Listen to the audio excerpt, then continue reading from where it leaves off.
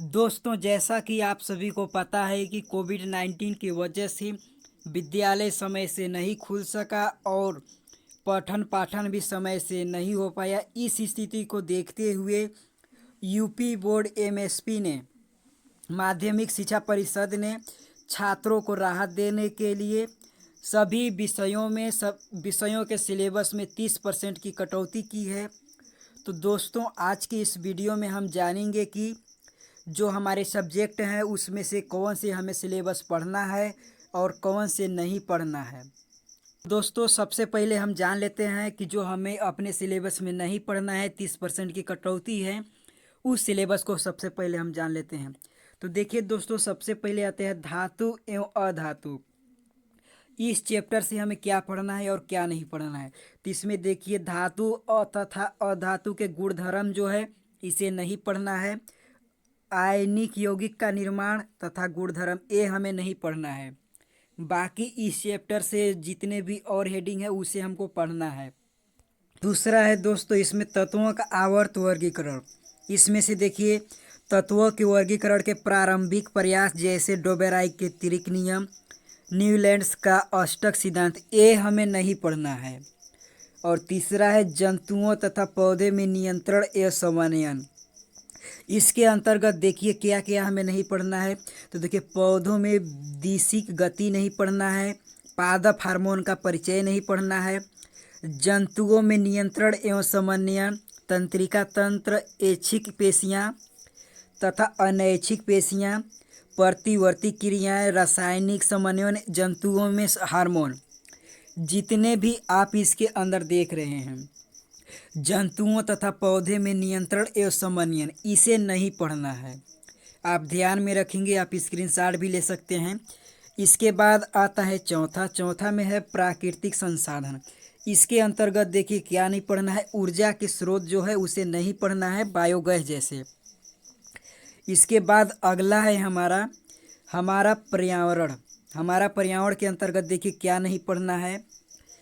पारितंत्र नहीं पढ़ना है, ओजोन परत का अपक्षयन ये नहीं पढ़ना है। इसके बाद देखिए आगे है अपवर्तन। अपवर्तन से रिलेटेड देखिए क्या नहीं पढ़ना है। आवर्धन नहीं पढ़ना है, लेंस की क्षमता नहीं पढ़ना है। इसके बाद प्रकाश का प्रकीर्णन, दैनिक जीवन में अनुप्रयोग, ये नहीं पढ़ना है अपवर्तन के अंदर।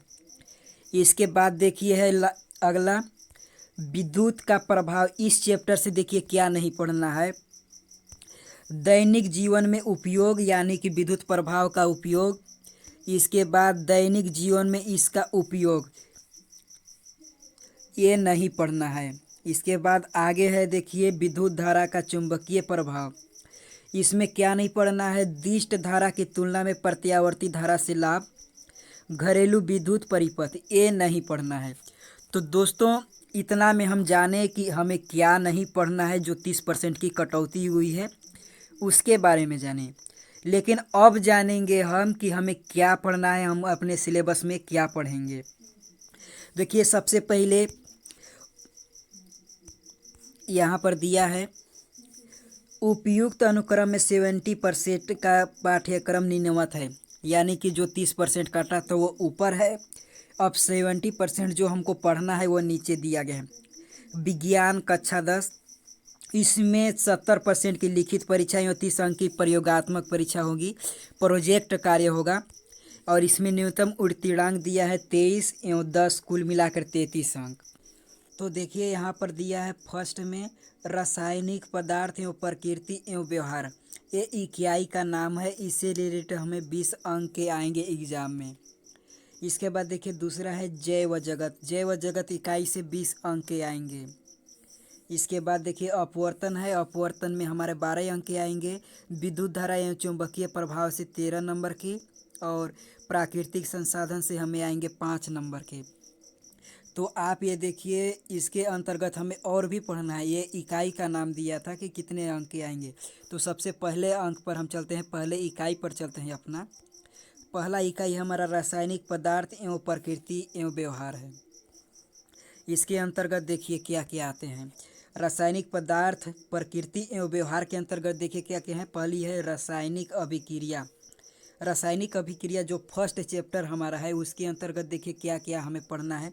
इसके अंतर जितने भी हैं रासायनिक समीकरण, संतुलित रासायनिक समीकरण, संतुलित रासायनिक समीकरण का तात्पर्य, और इसके बाद देखिए संतुलित रासायनिक समीकरण के प्रकार, संयोजन, अभिक्रिया, अपघटन, वियोजन। देखिए एक तरह से कहें तो रासायनिक अभिक्रिया जितने भी इसके अंतर्गत हेडिंग हैं उसे मुझे पूरे के पूरे पढ़ना है। इसके बाद देखिए दूसरा है अम्ल, क्षार तथा लवण। अम्ल, क्षार तथा लवण, इससे रिलेटेड जो 30% में वो नहीं कटा है, तो समझिए कि अम्ल, क्षार तथा लवण से रिलेटेड जितने भी हेडिंग है वो पूरा पढ़ना है। रासायनिक क्रिया के जितने भी हेडिंग है वो पूरा पढ़ना है। यहाँ पर बात आती है धातु एवं अधातु, तो ये कुछ इसमें से पढ़ना है और कुछ इसमें से नहीं पढ़ना है। तो देखिए नहीं पढ़ने वाले तो मैं बता दिया, जो पढ़ना है उसे मैं बता रहा हूँ। इसमें सक्रियता श्रेणी पढ़ना है, इसके बाद धातु क्रम की आधारभूत विधियाँ पढ़ना है, इसके बाद संक्षारण पढ़ना है तथा उसका निवारण क्या है वो पढ़ना है हमें धातु एवं अधातु में। इसके बाद देखिए चौथा है कार्बनिक यौगिक। कार्बनिक यौगिक में हमें पूरे के पूरा पढ़ना है। इसमें कार्बनिक यौगिक में संविदा आबंध, कार्बन की सर्वोत्तम की प्रकृति, सजातीय श्रेणी, प्रकार्यात्मक समूह वाले कार्बन यौगिक, हाइड्रोजन, एल्कोहल, ये सभी हमें पढ़ना है कार्बनिक यौगिक में। अगला है दोस्तों जो पढ़ना है हमें, अगला है इसमें कार्बनिक यौगिक के अंतर्गत जितनी भी हेडिंग है वो पूरा पढ़ना है। इसके बाद देखिए बात आती है तत्वों का आवर्त वर्गीकरण। इसमें से कुछ कट गए हैं और कुछ इसमें से पढ़ना है, तो जो पढ़ना है उसे देखिए। वर्गीकरण की आवश्यकता, मेंडलीफ की आवर्त का वर्गीकरण, आधुनिक आवर्त सारणी, गुणों में उन्नयन, संयोजन, परमाणु क्रमांक, धात्विक तथा अधात्विक गुणधर्म, ये हमें पढ़ना है तत्वों का आवर्त वर्गीकरण में। इसके बाद देखिए दूसरा इकाई आती है जैव जगत, ये भी 20 नंबर की आएंगी। इसके अंतर्गत देखिए क्या क्या पढ़ना है हमें। तो सबसे पहले देखिए जैव प्रक्रम। जैव प्रक्रम में सजीव पौधे से जंतुओं में पोषण, श्वसन एवं परिवहन, उत्सर्जन की मूलभूत अवधारणाएं, ये पढ़ना है जैव प्रक्रम के। इसके बाद देखिए प्रजनन में क्या क्या पढ़ना है। प्रजनन के अंतर्गत जितने भी आपको हेडिंग से दिखाई दे रहे हैं वो पूरे पढ़ना है, आप स्क्रीनशॉट ले सकते हैं। इसके बाद देखिए तीसरा है इसमें अनुवांशिक एवं जैव विकास। इसके अंतर्गत जितने भी हेडिंग है ये पढ़ना है। इसके बाद देखिए इकाई 3 में क्या करना है, प्राकृतिक घटनाएं, जैसे वक्र पृष्ठ द्वारा प्रकाश का अपवर्तन, गोलीय दर्पण का विलंब प्रतिबिंब बनना, वक्रता केंद्र, मुख्य अक्ष, मुख्य फोकस दूरी, दर्पण सूत्र, ये प्राकृतिक घटनाएं के अंतर्गत हमें पढ़ना है इकाई 3 में। इसके बाद देखिए अपवर्तन है, अपवर्तन से रिलेटेड जितने भी आपको हेडिंग है ये पूरे पढ़ना है। इसके बाद देखिए इकाई 4 में है, इकाई 4 में विद्युत का प्रभाव। तो देखिए विद्युत का प्रभाव के अंतर्गत जितने भी हेडिंग यहाँ पर दिखाई दे रहे हैं, जैसे विद्युत धारा, विभवांतर विद्युत धारा, ओम का नियम, प्रतिरोध, प्रतिरोधकता कारक, जिन पर किसी चालक का प्रतिरोध निर्भर करता हो, ये जितने भी आपको हेडिंग दिखाई दे रहा है ये सभी आपको पढ़ने हैं। और देखिए विद्युत धारा का चुंबकीय प्रभाव, इसके अंतर्गत जितने भी आप देख रहे हैं हेडिंग, जितने भी आप हेडिंग देख रहे हैं उसे हमें पढ़ना है, आप स्क्रीनशॉट ले सकते हैं।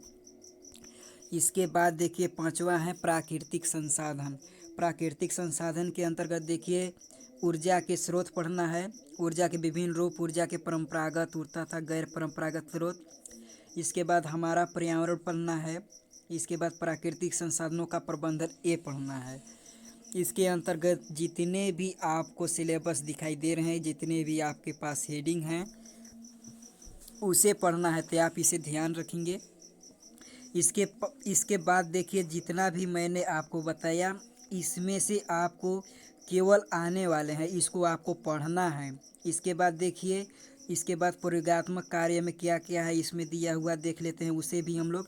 तो देखिए प्रयोगात्मक में क्या है, प्रैक्टिकल में प्रयोगात्मक परीक्षा का मूल्यांक विद्यालय स्तर पर आंतरिक होगा, यानी कि ये विद्यालय द्वारा ही होगा और विद्यालय द्वारा नंबर ही आपको मिलेगा। प्रयोगात्मक परीक्षा के अंक विभाजन निम्नवत है, जैसे 3 का प्रयोग, मौखिक कार्य और सत्रीय कार्य होगा।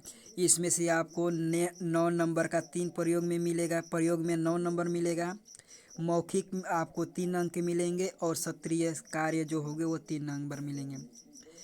ठीक है, आगे चलते हैं। आगे दिया है, इसमें से आप देख लेंगे, इससे रिलेटेड आप अपने प्रयोगात्मक कार्य कर सकते हैं। आप स्क्रीनशॉट ले लीजिए। इसके बाद देखिए, इसके इसके बाद जितने भी आपको दिखाई दे रहे हैं आप स्क्रीनशॉट यहाँ से ले सकते हैं, वीडियो रोक कर भी ले सकते हैं आप। इस तरह से देखिए, प्रोजेक्ट कार्य की इस तरह से पूरी सूची है, आप स्क्रीनशॉट लेकर बना सकते हैं।